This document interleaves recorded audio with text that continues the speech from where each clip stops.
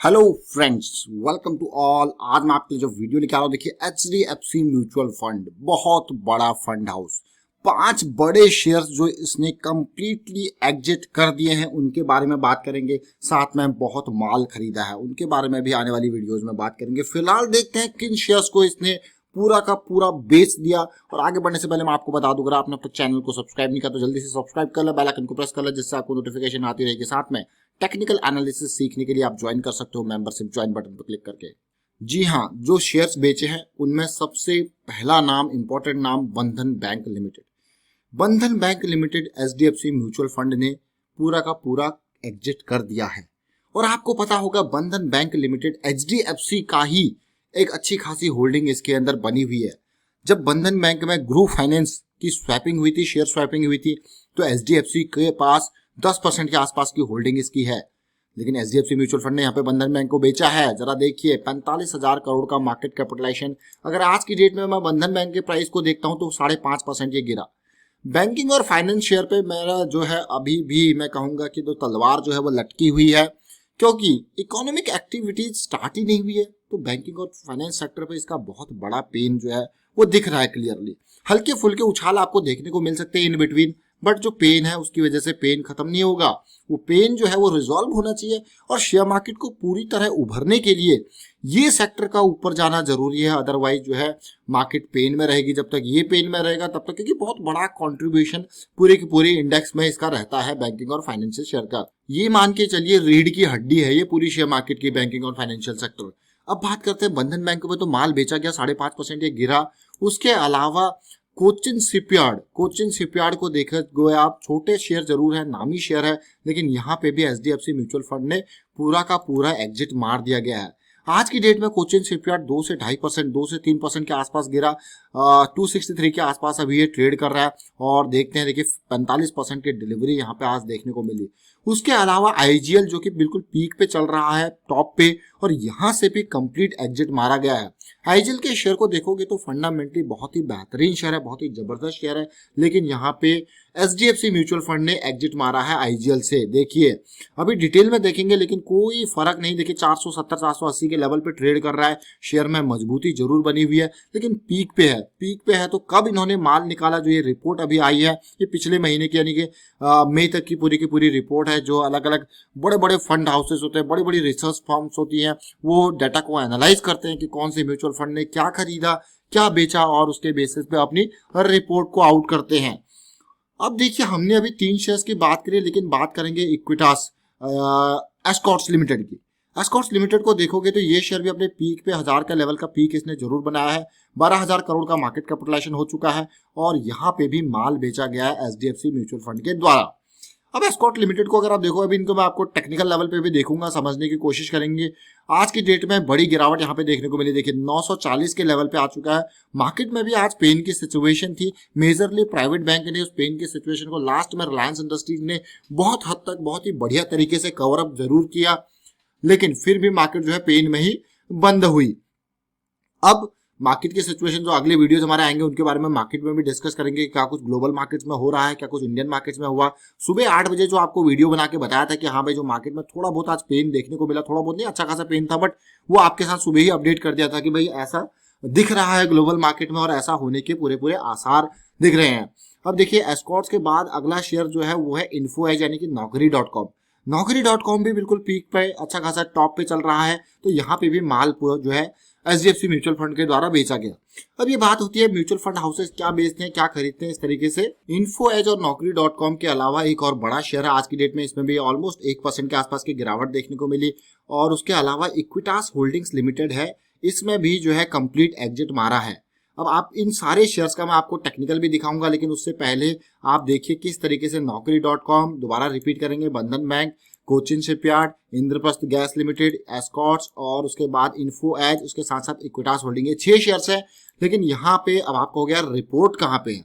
ये economictime.com पे report आप देख सकते हो क्लियरली। HDFC म्यूचुअल फंड के पूरी की पूरी डेटा आ रखा है कि क्या खरीदा है और क्या बेचा है।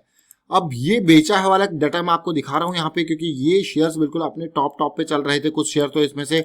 और ये रिपीट नंबर्स को आप फिर से देख लीजिए, एक एक करके नंबर को देख लीजिए। रिपोर्ट में मैं हाईलाइट आपको करूंगा कि कंप्लीटली एग्जिटेड बंधन bank, Cochin shipyard, Equitas holding, Escorts, IGL और इन्फो एज, ये नंबर। अब इन स्टॉक्स का एक नजर टेक्निकल देखते हैं क्या कहाँ पे स्टैंड करते हैं।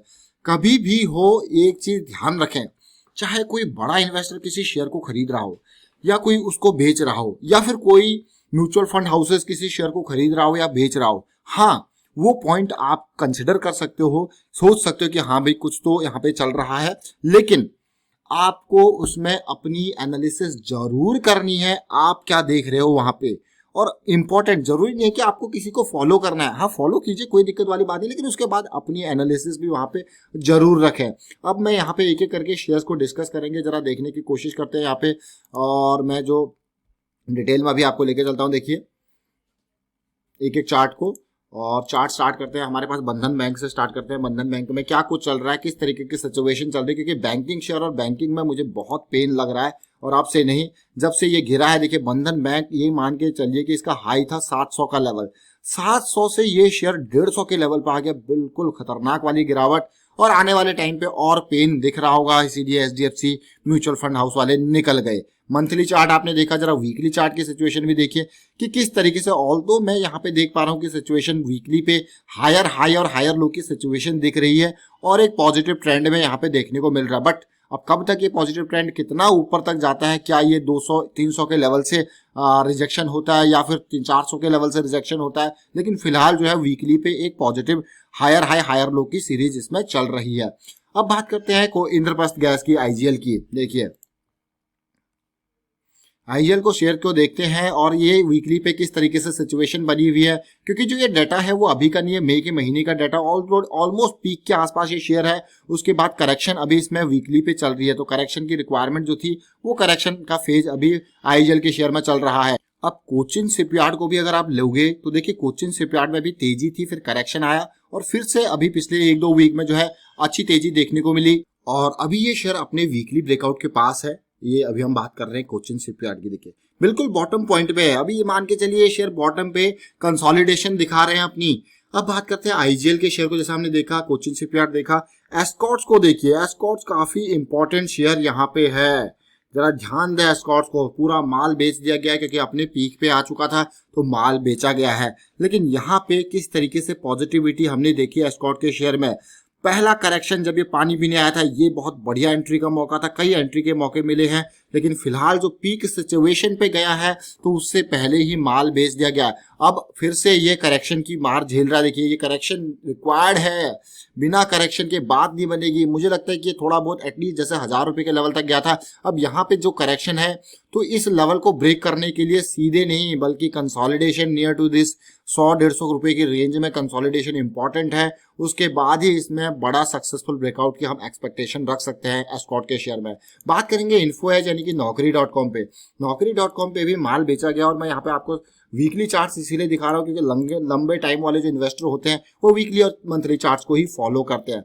Naukri.com के शेयर में मैंने कुछ दिन पहले भी आपको बात करी थी ब्रेकआउट की, कि ब्रेकआउट के लिए रेडी हो रहा है, और ब्रेकआउट के पास ये शेयर अभी कंसोलिडेट हो रहा है। ब्रेकआउट ऑलमोस्ट यहाँ पे बढ़िया तरीके से ब्रेकआउट हुआ है, अब कंसोलिडेशन है जो कि अच्छी बात है, और मुझे लगता है कि इसके नियर थोड़ा कंसोलिडेट हो तो अगला ये 3100 के लेवल तक बहुत जल्दी पहुंचने की कोशिश करेगा, लेकिन इस लेवल को ब्रेक करने के लिए इसको फिर से कंसोलिडेशन चाहिए होगी, और फिर से मान के चलिए एक छोटा सा करेक्शन चाहिए होगा, एक पीरियड ऑफ रेस्ट चाहिए होगा।